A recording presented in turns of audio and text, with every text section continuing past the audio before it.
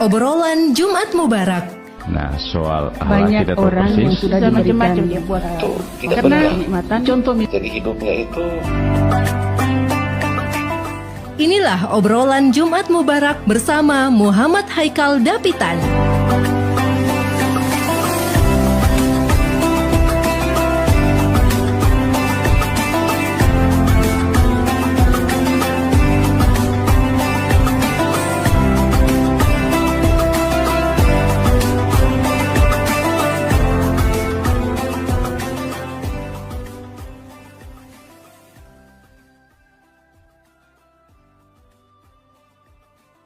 Assalamualaikum warahmatullahi wabarakatuh. Selamat siang pendengar Pro 1 RRI Ternate di mana saja Anda berada, khususnya untuk kaum muslimin dan muslimah. Kami hadirkan program mingguan tepatnya pada hari ini Jumat yang penuh dengan keberkahan pendengar, edisi 11 Oktober 2024. Dan pendengar untuk Jumat Mubarak yang nantinya seperti biasa akan dipandu oleh Muhammad Haikal, dan topik yang nantinya akan dibahas yaitu memperbaiki ibadah, jauhi ghibah. Hadir juga para narasumber tentunya di studio Pro 1 RRI Ternate, yaitu Ardianto Ucu SHMH selaku Dai 3T Kementerian Agama RI tahun 2024. Hadir juga nantinya Dr. Basariah Naunggolan MAG, Kepala Laboratorium Syariah dan juga Ketua Lembaga Konseling Syariah IAIN Ternate, dan juga Ibnu Furkan Eshum, Dai 3T Kementerian Agama RI. Dan pendengar, langsung saja kita ke host yang nantinya akan memandu, yaitu Muhammad Haikal. Pro 1 RRI Ternate, kanal informasi dan inspirasi.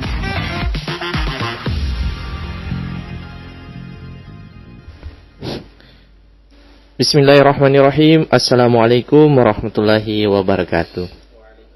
Warahmatullahi wabarakatuh. Hamdan wa syukranillah, wassalatu wassalamu ala rasulillah, amma ba'd. Pertama-tama marilah kita bersyukur kepada Allah Subhanahu wa taala karena berkat kesehatan yang alhamdulillah diberikan oleh Allah. Alhamdulillah hari ini kita masih menyapa di ruang dengar pada program acara obrolan Jumat Mubarak. Saya Muhammad Haikal Dapitan akan menemani ruang dengar Anda selama 1 jam ke depan. Dan tema yang kita diskusikan yaitu perbaiki ibadah, jauhi ghibah. Dan saya hadirkan 2 narasumber yang sementara berada di studio Pro 1 RR Ternate, yaitu ada Ustadz Ibnu Furqan Eshum dan juga Ustadz Ardianto Ucu SHMH, yang beliau ini adalah Dai 3T Kementerian Agama Republik Indonesia tahun 2024. Tak lupa salawat beruntaikan salam kita hanturkan kepada junjungan kita Nabi Muhammad SAW, kepada keluarganya, para sahabat, kepada para tabi'in, ulama, yang juga kepada orang-orang yang senantiasa menjadi pengikut beliau hingga akhir zaman. Pendengar dimanapun Anda berada, Anda bisa mengikuti obrolan ini di 101,8 FM Pro 1 RRI Ternate, dan Anda ikuti langsung siaran langsung di aplikasi RRI Playgo, dan juga Anda mengikutinya di channel YouTube Hazana Mubarak, dan siaran langsung juga di Facebook saya Muhammad Haikal Dapitan.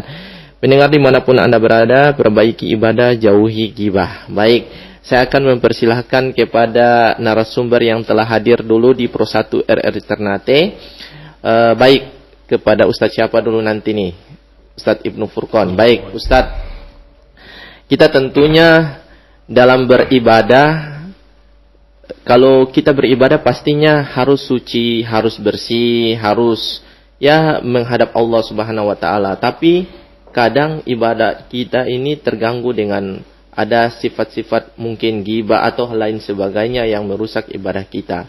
Mungkin di kesempatan ini Ustadz bisa memberikan pengantar terlebih dahulu. Silakan Ustadz Ibnu Furqan Eshum, Dai 3T Kementerian Agama Republik Indonesia tahun 2024 untuk memberikan pengantarnya. Silakan Ustaz. Baik. Assalamualaikum warahmatullahi wabarakatuh. Waalaikumsalam warahmatullahi wabarakatuh. Alhamdulillah rabbil alamin, wassalatu wassalamu ala Rasulillah wa ala alihi wa sahbihi wa mawala amma ba'du. Saya ucapkan banyak terima kasih pada Al-Ustadz Haikal yang telah memberikan kesempatan kepada kami Dai 3T yang alhamdulillah baru beberapa bulan yang lalu, tepatnya di bulan suci Ramadan, kita ditugaskan oleh Kementerian Agama untuk turun di wilayah yang 3T, khususnya di Kabupaten Pulau Taliabu, untuk memberikan sedikit pengabdian kita terhadap masyarakat di sana. Mengenai tentang judul kita di obrolan Jumat kali ini, tentang kualitas ibadah, kira-kira berpengaruh nggak? Kira-kira. Sebenarnya pada dasarnya kita bisa mengambil analoginya seperti ini. Gibah itu seperti debu yang kita lempar di udara. Kenapa dia seperti debu yang kita lempar di udara? Dia tidak beraturan, dan bahkan dia bisa untuk kemudian memberikan mudarat kepada orang lain. Debu-debu yang berserakan karena ditiup angin bisa saja masuk ke dalam mata orang yang berkendara, bisa saja untuk kemudian dihempaskan kepada mereka yang sedang berjalan, dan bahkan bisa kembali pada diri sendiri yang melempar debu tersebut. Maka itu halnya sama dengan kita, kaum muslimin saat ini, yang apabila kita melaksanakan satu tindakan yang itu lebih terkesan kepada menggunjing aib saudara kita, membicarakan kelemahan dan keburukan saudara kita, maka dia akan kembali mencederai daripada kualitas ibadah kita. Karena ghibah sendiri itu kalau bisa diumpamakan, dia seperti kita beramal, tapi amalan kita sia-sia. Seperti energi kita itu ditarik kembali oleh mereka yang kemudian kita gibahi. Di dalam ayat Al-Quran, Allah Subhanahu wa Ta'ala berfirman di dalam Quran surat Al-Hujurat ayat 12. Ya ayyuhalladzina amanu jtanibu katsiran minadh-dhanni itsmu wa la tajassasu wa la yaghtab ba'dukum ba'dan. Ayuhibbu ahadukum ay ya'kula lahma akhihi maitan fakarihtumu wattaqullaha innallaha tawwabur rahim. Ayat ini menjelaskan secara tersurat kepada kita semua bahwa orang-orang yang beriman hendaknya menjauhi prasangka, karena sesungguhnya sebagian prasangka itu adalah dosa. Dan janganlah mencari-cari kesalahan orang lain, dan janganlah ada di antara kamu yang menggunjing sebagian yang lain. Apakah ada di antara kamu yang suka memakan daging saudaranya yang sudah mati? Tentu kamu merasa jijik. Bertakwalah kepada Allah, sesungguhnya Allah Maha Penerima taubat lagi Maha Penyayang. Ayat ini sebenarnya secara menyeluruh menjelaskan bahwa ini adalah bentuk larangan kepada kita untuk jangan menggunjing aib saudara kita, karena dia akan berdampak buruk terhadap kualitas ibadah kita. Terakhir, barangkali ingin saya sampaikan sebagai pengantar di obrolan Jumat kali ini, sebagaimana yang disabdakan oleh baginda Nabiullah Muhammad Rasulullah sallallahu alaihi wasallam, sebagai ada titik paling terendah daripada ghibah ini yang akan dialami oleh mereka yang seolah menganggap ghibah ini sesuatu yang biasa. Apa kata Rasul? Al-ghibatu asyaddu minaz zina. Ghibah itu lebih buruk, kata Nabi, daripada zina. Qila, maka berkata para sahabat, wa kaifa ya Rasulullah, bagaimana bisa ghibah itu lebih buruk daripada zina? Maka Rasulullah sallallahu alaihi wasallam pun bersabda, ar-rajulu yazni thumma yatubu fayatubu Allahu alaihi. Jikalau ada seorang lelaki yang kemudian berzina kemudian dia bertaubat, fayatubullahu alaihi, maka Allah Subhanahu wa taala akan mengampuni taubatnya.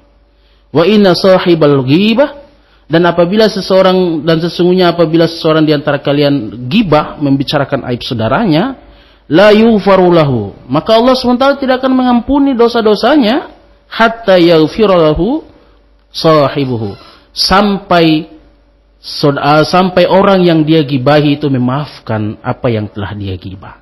Jadi beda kalau kita berbuat satu kesalahan yang itu adalah privasi kita, maka kita tinggal bertaubat pada Allah. Tapi jika menyangkut dengan saudara kita, menyangkut dengan ghibah terhadap orang lain, maka itu menyangkut tentang urusan kita dengan dia.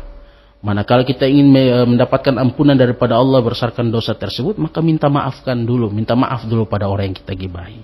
Barangkali demikian yang dapat saya sampaikan. Terima kasih. Akhirul kalam. Assalamualaikum warahmatullahi wabarakatuh. Baik, sebelum nanti saya masuk ke pertanyaan selanjutnya, saya persilahkan kepada Ustadz Ardianto Ucu dulu, SHMH. Ya, beliau juga Dai 3T Kementerian Agama Republik Indonesia tahun 2024 untuk memberikan pengantar terkait tema kita memperbaiki ibadah, jauhi ghibah. Silakan Ustaz. Ya. Baik, sebelum dilanjutkan, kira-kira berapa menit ini Ustaz? 3 menit boleh Ustaz. Ya. Baik. Bismillah, Assalamualaikum warahmatullahi wabarakatuh. Waalaikumsalam warahmatullahi wabarakatuh. Alhamdulillah wa syukurillah, la haula wa la quwata illa billahil aliyyil azim. Terima kasih Al-Ustadz Haikal Dapitan SHMH yang alhamdulillah berkenan memberikan kesempatan yang sangat-sangat terhormat bagi kami, saya pribadi dan Ustadz Ibnu Furqon, merupakan satu kehormatan dan kebanggaan juga untuk pribadi kami bisa berbagi sedikit mungkin dengan masyarakat Maluku Utara yang berada di seluruh pelosok desa di Maluku Utara. Mudah-mudahan suara-suara kami hari ini bisa didengarkan di seluruh saudara-saudara kami yang mendengarkan. Baik, tema kita hari ini tentang jauhi ghibah, dan mari kita sama-sama memperbaiki kualitas ibadah kita. Alhamdulillah kami kemarin juga seperti tadi sampaikan oleh Ustadz Ibnu, merupakan Dai 3T dari Kementerian Agama yang kemarin sempat diberikan tugas di Taliambu. Ternyata di sana banyak hal yang kita dapatkan, yang kita pelajari, dan kita bisa berbagi. Harapannya program Dai 3T ini bisa didengarkan juga oleh Kementerian Agama, sehingga bukan hanya setiap tahun, tapi mungkin dalam setahun bisa beberapa kali itu diupayakan. Baik, itu sebagai pengantar pembicaraan kita. Yang kedua, berkaitan dengan tema kita pada hari ini. Saudara-saudara sekalian yang kami cintai, yang kami banggakan dimanapun berada, berbicara tentang ghibah. Ghibah ini kan kalau secara bahasa artinya kita membicarakan seseorang di luar sepengetahuan dia. Jadi ternyata ghibah ini tidak hanya kita membicarakan keburukan orang lain, bahkan kebaikan orang lain yang kita bicarakan juga itu ghibah. Jadi ghibah itu membicarakan seseorang, baik itu sifatnya positif maupun negatif. Jika orang yang kita bicarakan itu tidak senang, meskipun itu kebaikan, maka itu jatuh ghibah. Jadi ghibah itu bukan hanya masalah keburukan seseorang saja, kebaikannya pun. Kalau kita bicarakan kebaikannya dia, tetapi dia merasa tidak nyaman, maka itu ghibah. Ini harus dipahami juga. Kebanyakan kita mengetahui bahwa ghibah itu ya kita membicarakan keburukan orang lain, padahal tidak. Membicarakan kebaikan orang lain saja. Jika yang kita bicarakan itu tidak senang atau kurang nyaman, maka itu ghibah. Itu yang pertama. Lalu poin yang kedua yang ingin kami sampaikan, bahwa ketika kita membicarakan baik itu keburukan maupun kejelekan, keburukan maupun kebaikan seseorang, jika yang kita bicarakan itu benar, maka jatuhnya adalah ghibah. Tetapi jika yang kita bicarakan itu tidak benar, maka jatuhnya fitnah. Ini. Ketika kita bicarakan itu, yang kita bicarakan seseorang itu benar adanya, maka jatuhnya ghibah. Kalau yang kita bicarakan itu tidak benar, jatuhnya fitnah. Jadi serba salah. Oke. Lalu bagaimana sikap kita? Ya, diam itu adalah pilihan yang terbaik. Sebagaimana Nabi bersabda, Kalau kita tidak bisa berkata yang baik-baik, ya sebaiknya kita diam saja. Sehingga orang lain tidak merasa dirugikan, baik secara personalnya dia maupun secara keseluruhan aktivitas mungkin yang dia lakukan.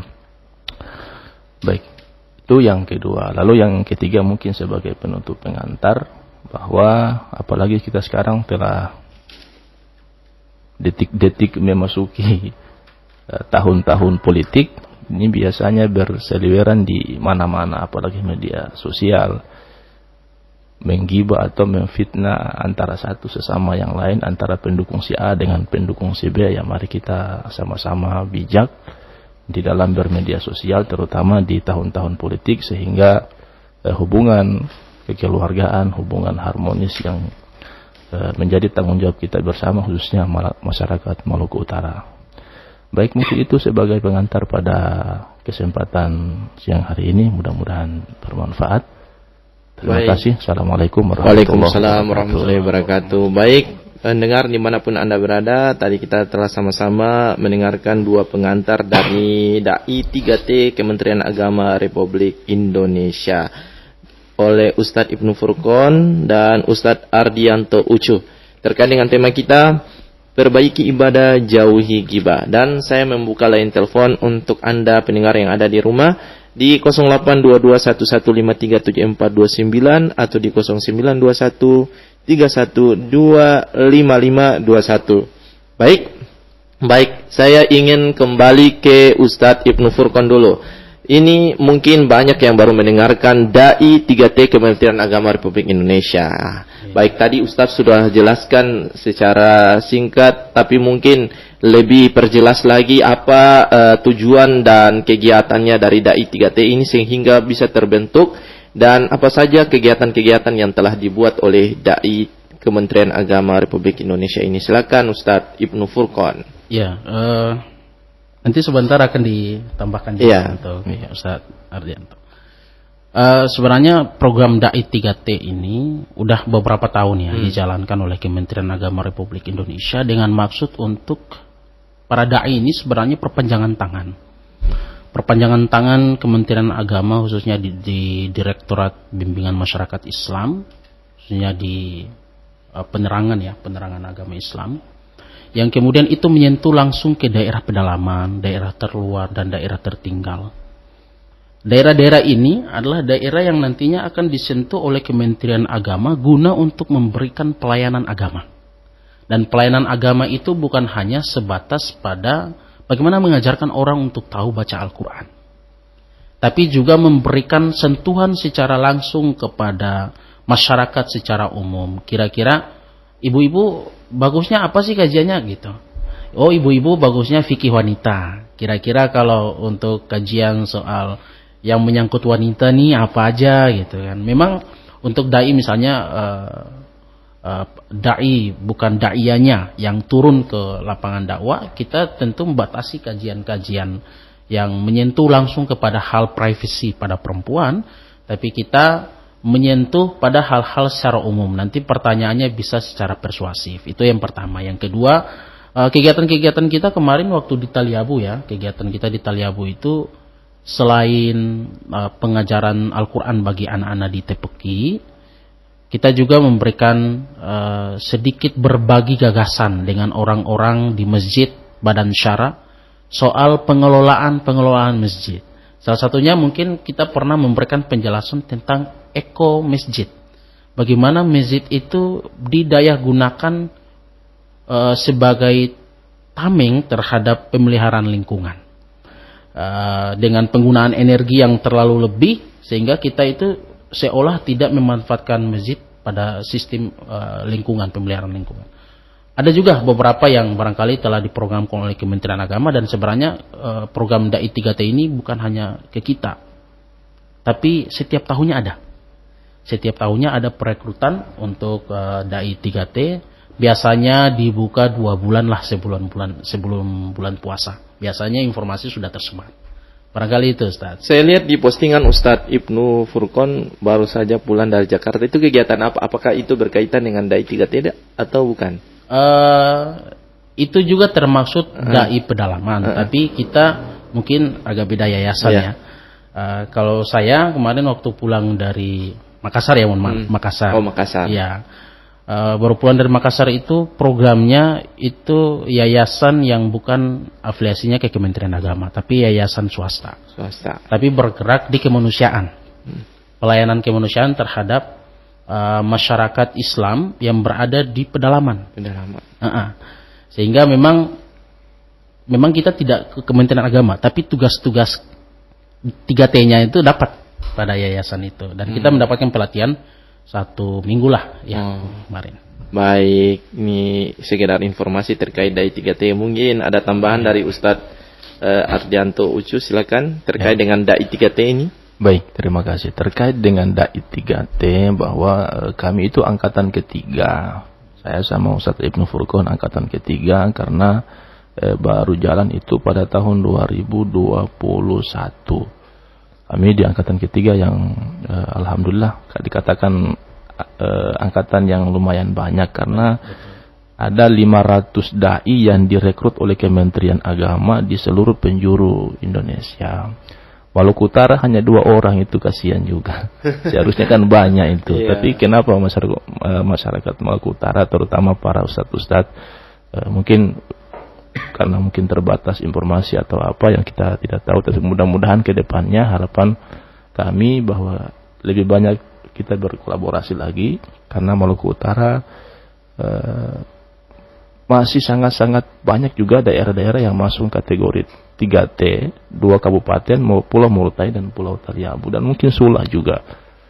Baik, itu sebagai pengantar. Lalu terkait dengan program dai 3T, bahwa betul ini program Kementerian Agama melalui Direktur Jenderal Bimbingan Masyarakat Islam, Dirjen Bimas Islam. Kami ditugaskan di Pulau Taliabu selama kurang lebih 1 bulan di bulan suci Ramadan kemarin. Masyarakat sangat antusias, luar biasa. Kenapa? Karena memang di wilayah-wilayah yang masuk daerah 3T ini masih sangat minim akan sentuhan-sentuhan hal-hal yang mungkin belum pernah dirasakan sebelumnya. Dalam hal ini kehadiran dai 3T. Maka harapan masyarakat juga, Pak, kalau bisa Ustaz, kalau bisa jangan setahun sekali, kalau bisa diprogramkan terus sehingga masyarakat betul-betul merasakan kehadiran dai dan daiyah di sana. Banyak hal yang kita lakukan, sekalipun tidak terlalu karena waktu yang terbatas juga, tapi kita coba manfaatkan. Mudah-mudahan yang sedikit yang bisa kami berikan itu bisa bermanfaat, terutama untuk pribadi kami dan juga masyarakat yang ada di sana. Beberapa program yang kami laksanakan, termasuk tadi yang sudah disinggung oleh Ustadz Ibnu, bahwa kehadiran dai 3T itu adalah sebagai pelayanan masyarakat, tidak hanya masalah agama, tetapi ternyata sosial juga, sosial kemasyarakatan. Ada pembinaan di Tepeki untuk anak-anak yang berada di yayasan lembaga pendidikan Quran. Kemudian ada syafari dakwah, syafari keliling juga di beberapa desa yang masuk dalam kecamatan Taliabu Barat Laut, dan juga pembinaan di ibu-ibu majelis taklim. Nah, dan biasanya setiap Jumat kita dijadwalkan untuk mengisi khotib di beberapa masjid yang ada di 2 kecamatan, Kecamatan Taliabu Barat Laut dan Kecamatan Lede. Itu 2 kecamatan yang menjadi titik sasaran kita pada program kemarin di tahun 2024 di bulan suci Ramadan. Baik, mungkin itu sebagai tambahan. Terima kasih. Baik, terkait dengan program dai 3T ini sangat luar biasa, dan mudah-mudahan masyarakat yang mendengarkan kita pada siang hari ini juga yang telah ikut menyimak dari awal sampai sekarang ini bisa mendukung program-program dari dai 3T Kementerian Agama Republik Indonesia ya. Ini baik. Tema kita sekali lagi, perbaiki ibadah, jauhi ghibah. Bersama narasumber kita ada yang pertama Ustadz Ardianto Ucu SHMH, dai 3T Kementerian Agama Republik Indonesia. Yang kedua Ustadz Ibnu Furqon SHUM, juga dai 3T Kementerian Agama Republik Indonesia. Kalau perbaiki ibadah, jauhi ghibah. Luar biasa nih tema ini sebenarnya Ustaz. Iya, Ya. Baik, dan saya ajak juga Anda untuk kembali mengikuti kami yang baru bergabung di 101,8 FM dan juga aplikasi RRI Playgo dan RRI Digital, dan juga ada di Facebook dan channel YouTube. Untuk bisa bergabung bersama kami di 082211537429 atau di 092131255521 ya, bersama kami di Pro 1 RRI Ternate. Baik, kita terima dulu penanya yang masuk. Halo, Assalamualaikum warahmatullahi wabarakatuh. Ya, Pak Haji Halil di Ngade pasti sudah. Ya, Pak Haji. Sehat Pak Haji? Ya, Pak Haji sudah monitoring dari tadi nih.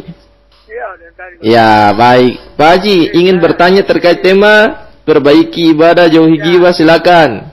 Jadi saya kira menyangkut kewajiban kita sebagai kewajiban itu ibadah. Jadi perbaiki ibadah ini saya kira sebaiknya bagus itu sosialisasi dari masjid. Saya lagi. Jadi ibadah itu bagaimana? minum. Kita bisa beribadah bagaimana sehingga bisa kita perbaiki. Ini pengertian masyarakat ini banyak hanya ibadah, tapi bagaimana tata cara ibadah itu sehingga ibadah yang terbaik, yang bagus dan bisa diterima oleh Allah sesuai dengan tema yang Ustaz bawa tadi. Kira-kira begitu. Terima kasih.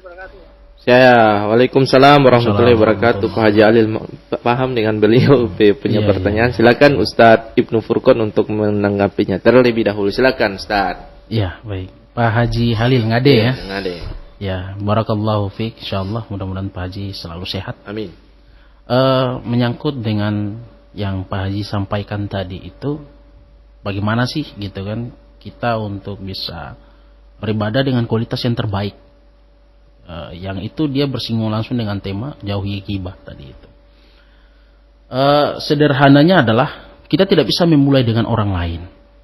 Misalnya kita udah rajin ibadah, kita sudah tergolong orang yang ahli ibadah, terus kita ajak orang lain, kita bilang orang lain harus ikut apa yang saya mau gitu. Jadi kita nggak bisa untuk egois sendiri. Sebenarnya perubahan itu adalah dimulai dari diri sendiri. Bagaimana cara untuk kemudian memberikan manfaat bagi orang lain? Yaitu kita menjadikan diri kita sebagai tauladan. Contoh, misalnya kita di tokoh masyarakat, maka kita memberikan yang terbaik sebagai tokoh masyarakat bagi masyarakat di sekitar kita. Bahwa ghibah itu tidak bisa. Ghibah itu justru melemahkan ibadah kita. Ghibah itu dia menarik energi semangat kita untuk beribadah kepada Allah Subhanahu wa taala. Maka itu dulu yang kita contohkan. Contohkan kepada diri kita, kepada keluarga terdekat kita, kepada sahib-sahib kita, sahabat-sahabat kita, dan juga kepada rekan-rekan kerja. Nah, itu yang pertama, cara yang pertama yang saya kira bisa untuk dipraktikkan. Dan yang terakhir, cara yang kedua yang paling bisa untuk kita mempraktikkan pada diri kita untuk memberikan kualitas terbaik dalam ibadah adalah kita beribadah, pikirkan diri kita. Pikirkan diri kita bagaimana memperbaiki diri kita. Kalau orang lain salah, jangan kita pedulikan untuk membicarakan aibnya. Cukup kita memberikan nasihat, yang nasihat itu tidak bisa di depan umum. Rasulullah dan bahkan dalam ajaran Islam telah memberikan penegasan, jikalau kita ingin memberikan nasihat kepada orang lain secara privasi, secara pribadi dia, jangan di depan umum. Panggil dia dan ajak dia, serta memberikan nasihat secara hati ke hati. Nah, sehingga ketika orang ingin menjadi dalam kualitas terbaik ibadahnya adalah dia harus memulai dari dirinya sendiri, dan yang kedua tadi itu adalah dia jangan berpikir tentang bagaimana orang lain, tapi berpikirlah dirinya untuk menjadi terbaik di hadapan Allah. Saya kira demikian. Baik, ada tambahan dari Ustadz Ardianto Ucu, silakan Ustadz. Baik, terima kasih Pak Haji Halil yang ada di Kelurahan Ngade. Semoga sehat selalu, panjang umur, mudah-mudahan bisa baku dapa di luar kegiatan hari ini. Baik, terima kasih Pak Haji. Senang sekali Pak Haji bisa bertanya, dan mudah-mudahan kalau ini kalau saya bukan jawaban kira-kira, tapi paling tidak ada sekedar tanggapan. Kenapa? Karena bagi saya masalah ibadah itu masalah pribadi seseorang, itu privasi orang masing-masing. Kualitas dan ini itu kembali ke diri masing-masing. Tapi paling tidak mungkin yang saya singgung bahwa dalam berkaitan dengan tema kita, jauhi ghibah, perbaiki ibadah. Memang ghibah ini ya kita sudah tahu mungkin secara bersama, tadi juga kita mungkin sudah singgung sedikit bahwa ghibah itu ya tidak hanya kita bicarakan keburukan orang lain, kebaikannya pun kalau kita bicarakan dan yang bersangkutan tidak merasa nyaman sekalipun itu kebaikannya, maka jatuh ghibah. Yang kita bicarakan entah itu positif dan negatif, kalau itu benar jatuhnya ghibah, kalau salah jatuhnya fitnah. Jadi ya pandai-pandai kita menahan diri, menahan lidah. Karena ghibah juga dalam satu sabda Nabi itu memang ghibah ketika orang berghibah pada saat dia berpuasa juga memang tidak sampai membatalkan puasa seseorang, tetapi mengurangi nilai puasanya. Itu salah satu dampak dari ghibah. Jadi kalau dia sudah berpengaruh dengan pahala ibadah, berarti kualitas ibadahnya kan jadi bermasalah juga. Baik, kita tahan dulu, ada penanya yang masuk. Halo, assalamualaikum warahmatullahi wabarakatuh. Halo, assalamualaikum. Halo. Iya, dengan siapa di mana? Dengan Pak Haji Jafar di Jalolo. Oh, Pak Haji Jafar Jalolo. Silakan Pak Haji Jafar. Tema kita perbaiki ibadah, jauhi ghibah. Ada pertanyaan? Silakan. Ya, yang saya tanyakan di sini karena saya di Desa Goimadi ini, saya juga tugas masjid sebagai hafiz. Kemudian di hari Jumat itu saya bawa salat. Pak Imam suruh saya bawa salat. Jadi saya bawa surat Yasin. Begitu selesai salat, Pak Imam ini surat kaleng taruh di dalam masjid dan menyatakan bahwa surat Yasin itu tidak bisa bawa di waktu salat. Surat Yasin itu hanya berlaku di mana orang menghadapi sakaratul maut, baru kita baca surat Yasin itu. Kira-kira bagaimana Ustaz? Terima kasih. Assalamualaikum warahmatullahi wabarakatuh. Silakan. Ini cocok nih. Pertanyaan ini masuk ke dua Ustadz ini karena terjun langsung ke masyarakat untuk melakukan pembinaan terkait dengan pembinaan masyarakat. Ustadz, silakan Ustadz ditanggapi. Apakah surat Yasin itu hanya dibaca kasus orang meninggal saja atau bagaimana Ustadz?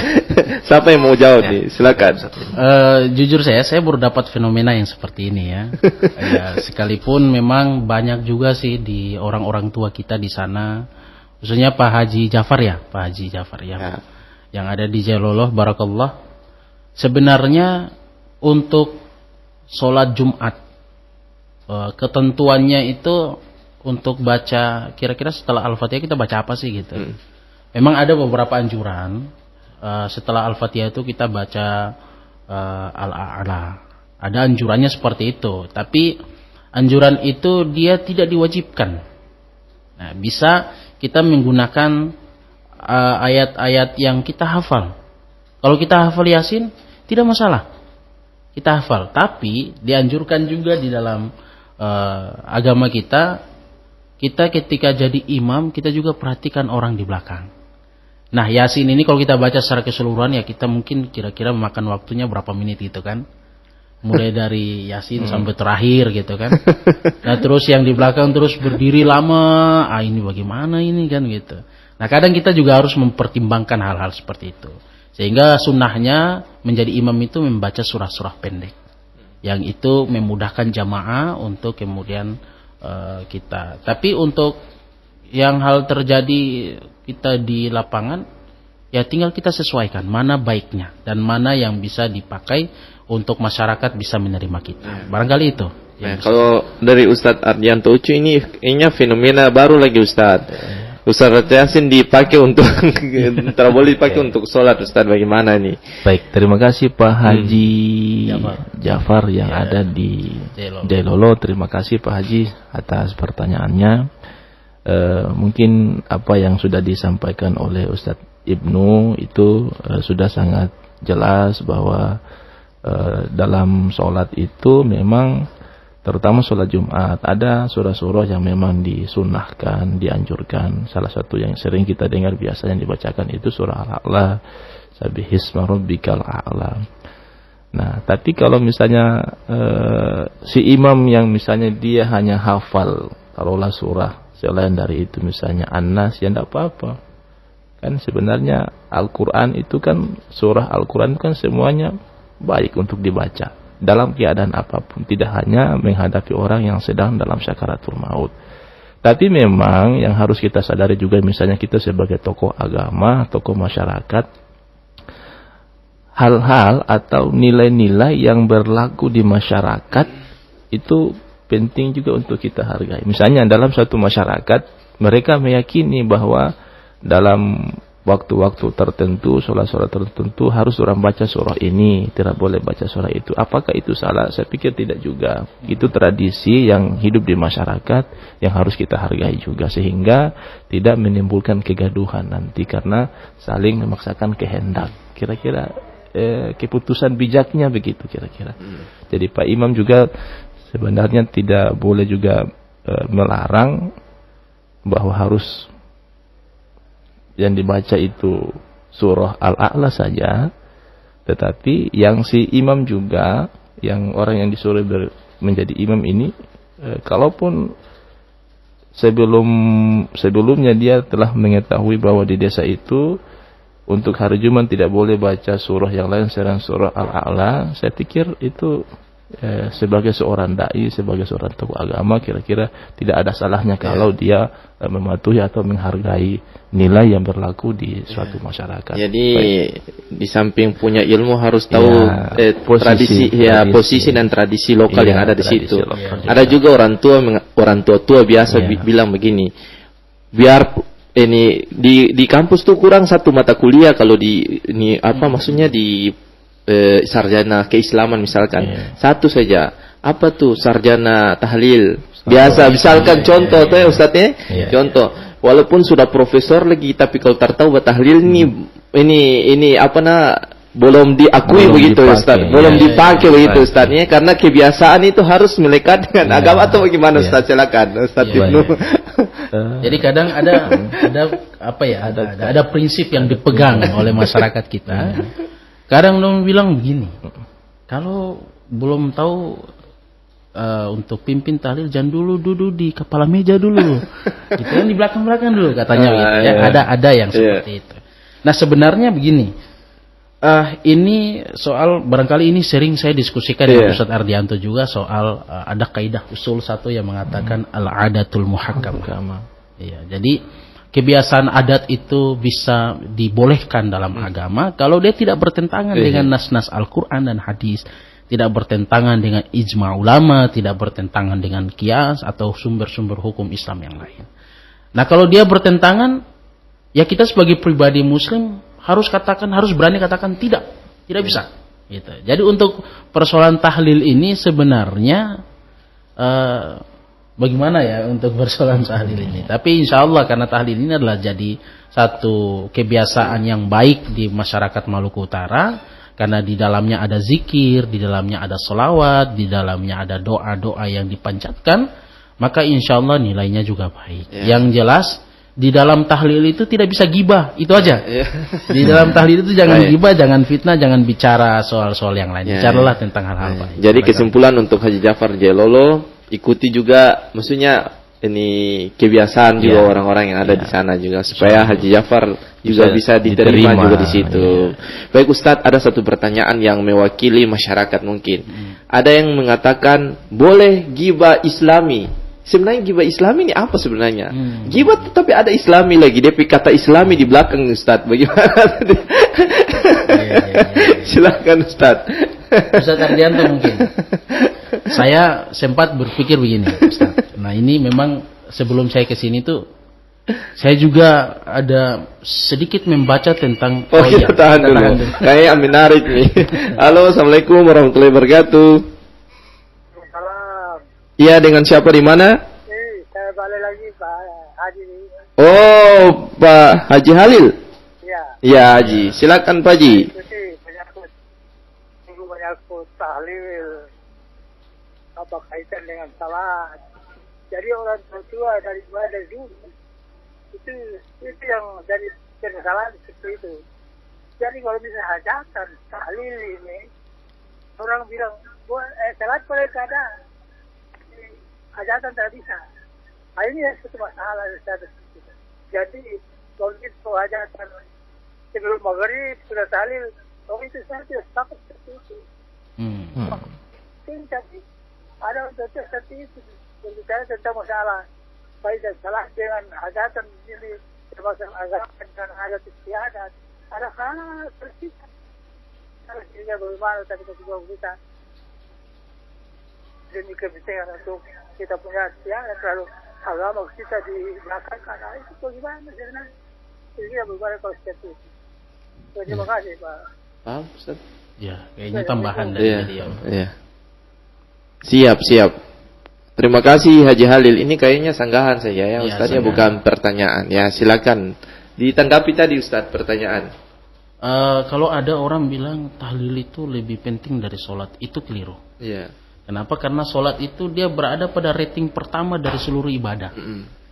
Sehingga Nabi SAW bersabda, jika baik sholatnya maka amal-amal yang lainnya akan baik. Tapi kalau buruk sholatnya maka amal-amal yang lain pasti akan buruk. Sehingga dikatakan sholat itu kepala pada badan atau kepala pada agama Islam. Sehingga barang siapa yang kemudian tinggalkan sholat, maka seolah seperti ada manusia jalannya di depan umum tapi tidak ada kepala. Ini luar biasa juga ya gitu. Analoginya seperti itulah. Sehingga memang kita harus tempatkan diri kita, oh ternyata tahlil ini baik, tapi ada yang lebih baik daripada tahlil, dan itu adalah sholat yang tidak bisa ditinggalkan.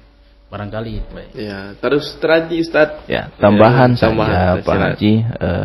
Itu tadi yang pertama sudah ditanggapi sama Ustaz Ibnu. Saya cuma mau menambahkan sedikit bahwa fenomena yang terjadi di kita punya masyarakat itu untuk masyarakat, khususnya di masyarakat Maluku Utara ini bukan berarti menyalahkan, bukan. Dalam artian begini, kadang kita orang tua-tua ini kalau asik ya orang tua, ada anak rumah tangga muda yang ikut bertahlil. Kadang kalau asik ikut bertahlil begitu aja tuh lupa sholat. Terus biasanya kalau setelah tahlil kon dia sholat berarti alhamdulillah. Tapi kadang setelah tahlil orang suka nyang sudah lupa sholat. Itu juga yang mungkin menjadi catatan bahwa boleh orang melaksanakan tahlil, tapi jangan juga sampai orang melalaikan orang punya kewajiban dalam hal ini sholat. Baik, itu sebagai tambahan Pak Haji, mudah-mudahan bisa bermanfaat untuk kita orang semua. Terima kasih. Baik, Ustadz. Nah, baik, kita terima penanya yang masuk nih. Kayaknya di akhir-akhir acara nih banyak pertanyaan masuk nih. Halo, assalamualaikum warahmatullahi wabarakatuh. Salam, Haji Jafar balik lagi nih. Oh, Pak Haji Jafar balik lagi. Sebenarnya ada apa nih Haji Jafar nih? Kayaknya ada yang canggung. Silakan Haji Jafar. Masalah niat salat. Niat salat. Kalau dohor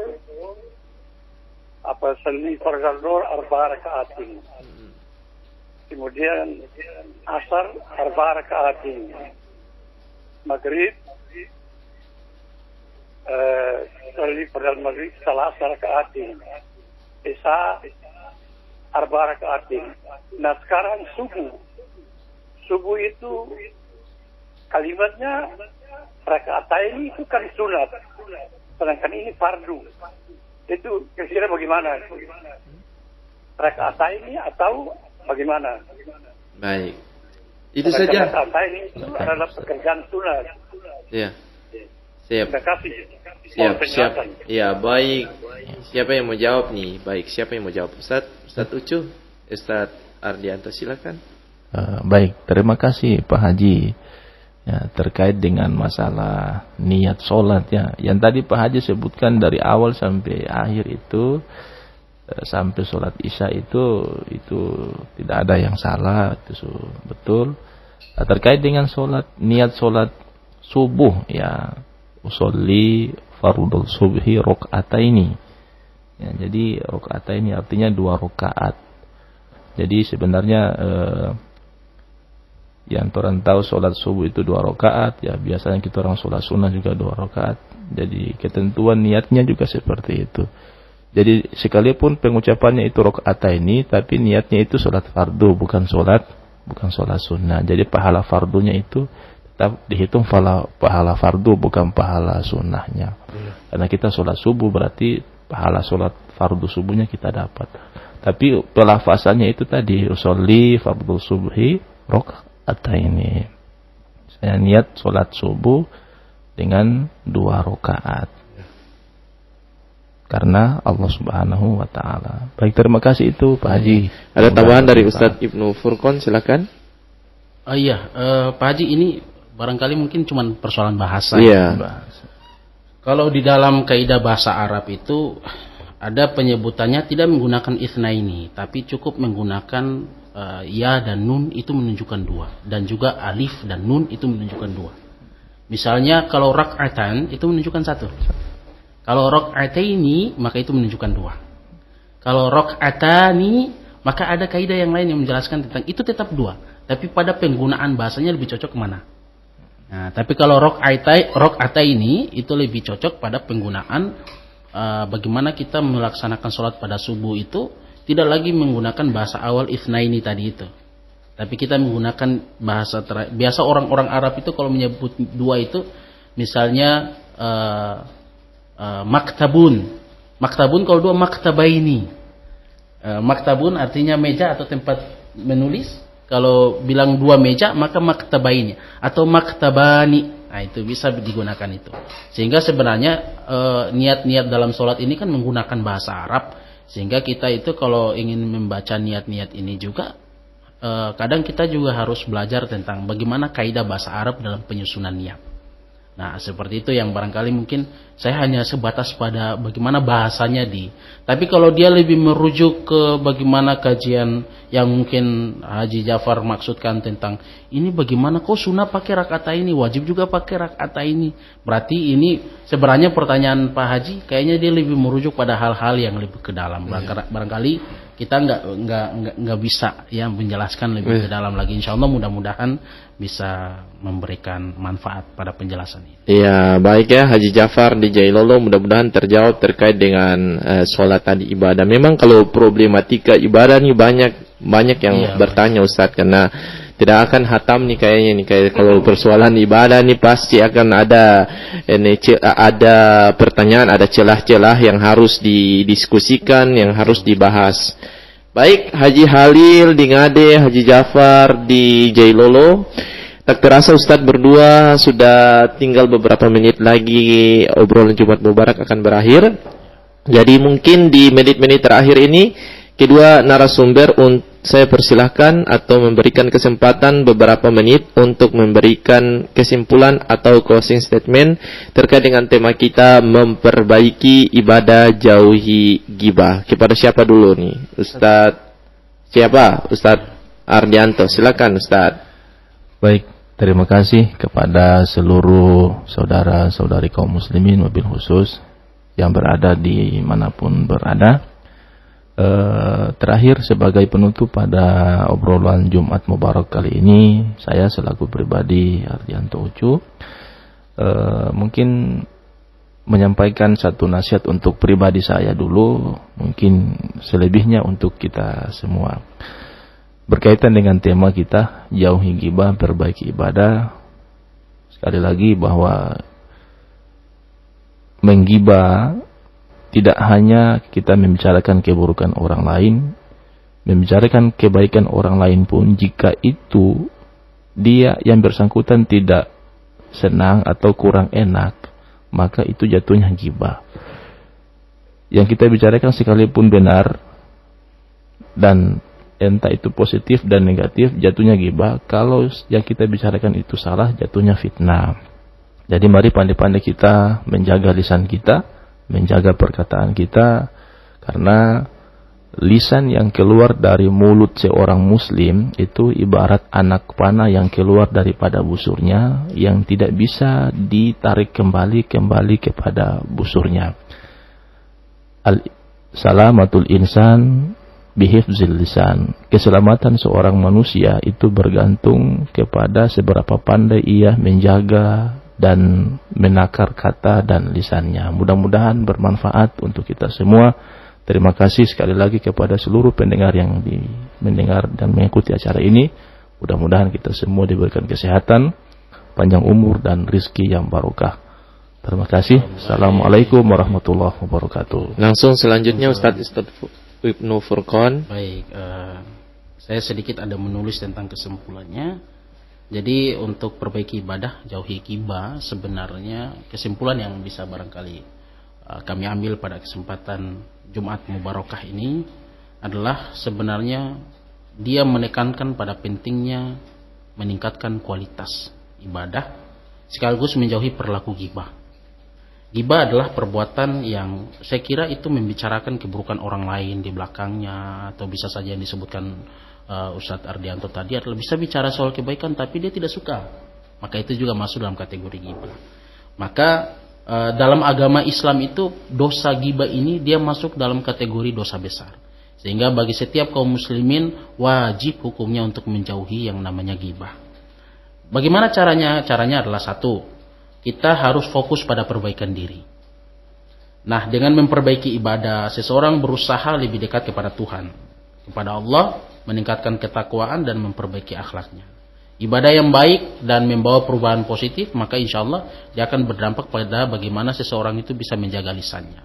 Dan yang kedua, dia harus benar-benar menjauhi ghibah, karena ghibah ini bisa memutuskan hubungan sosial. Kalau manakala dia terus-menerus menggibah saudaranya, maka ini juga akan berdampak pada bagaimana keharmonisan hubungan antar manusia di ranah sosial, dan bisa saja dia itu menjadikan gap tersendiri antar sesama kaum muslimin. Apalagi kita menggibah orang yang non-muslim, maka itu juga akan menambah hal yang tidak baik di hubungan sosial kemanusiaan kita. Sehingga yang barangkali bisa dapat kita tarik sebagai kesimpulan akhirnya adalah dua hal tadi, yakni memulainya dari diri sendiri untuk memperbaiki kualitas ibadah kita dan jauhi yang namanya hal-hal yang bersifat ghibah. Saya kira cukup. Baik, terima kasih. Yang pertama Ustadz Ardianto Ucu SHMH, Dai 3T Kementerian Agama Republik Indonesia tahun 2024, dan Ustadz Ibnu Furqan Eshum yang sama-sama merupakan Dai 3T Kementerian Agama, atas kesempatan yang telah diluangkan waktunya untuk bisa hadir di Pro 1 RRI Ternate pada program acara Obrolan Jumat Mubarak terkait dengan tema kita memperbaiki ibadah, jauhi ghibah. Dan mudah-mudahan pendengar yang tadi telah mengikuti dari awal sampai akhir dan yang telah bergabung, Haji Halil di Ngade, ada Haji Jafar di Jailolo ya, mudah-mudahan tadi selama 1 jam sudah istiqomah mendengarkan kami, mudah-mudahan mendapatkan sesuatu yang bermanfaat dan bisa sharing-sharing ilmu dengan para narasumber di Pro 1 RRI Ternate, tentunya di obrolan Jumat Mubarak. Terima kasih Ustadz Ibnu Furqan, Ustadz Ardianto Ucu. Mudah-mudahan dakwanya tetap berjalan terus, lancar terus, dan mudah-mudahan nanti pendengar yang mendengarkan kedua Ustadz ini bisa mengundang mereka untuk bisa-bisa sharing dan berbagi pengetahuan di masyarakat Maluku Utara tentunya. Baik, saya Muhammad Haikal Dapitan, mohon pamit dari ruang dengar Anda. Tetap dengarkan obrolan Jumat Mubarak di setiap hari Jumat, dan Anda bisa mengikuti kembali obrolan ini di channel YouTube Khazanah Mubarak. Terima kasih. Wallahu muwaffiq ila aqwamit thoriq. Wassalamualaikum warahmatullahi wabarakatuh. Waalaikumsalam warahmatullahi wabarakatuh.